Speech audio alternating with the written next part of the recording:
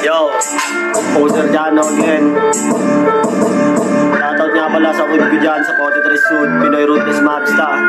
Pati sa mga tropang TBG sa trabaho ko, shoutout sa inyo.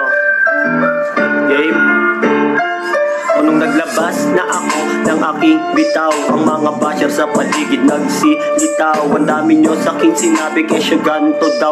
Wala naman akong pake sa inyong pananaw. Hindi ko na dapat patulan yung katulad nyo. Hindi nyo lang tumagawa, kaya inggit kayo. Kung ako sa inyo, magsipag kayo para hindi na pabigat sa magulang nyo. Ang dami nyo mga kupal na nagkalat sa paligid, habang ako ito sa musika lang umiibig. Wala akong pake kahit hindi ka bumili, itutuloy ko lang ito kasi ito ang aking hilig. Kaya kung sa tingin mo na matatakot ako, Poser Jano po ito, baka nakalimutan mo. Hindi ako matatakot kahit na ano pang laban, ano man itilatag, akin lamang lalapatan. Yes, hey, akin lamang lalapatan. C-H-A-N-O, o ayan aking pangalan. Yeah, mga puking ina nyo, o baka bitin ka pa, may sasabihin pa ako. Ilalabas ko lamang dito yung pagiging kupal mo. Yung bitch mo sa'kin lumapit, kaya ka sa'kin nagalit. Wala naman akong pake, magsama kayong mga pangit. Akala mo ba hahabulin ko babae mo?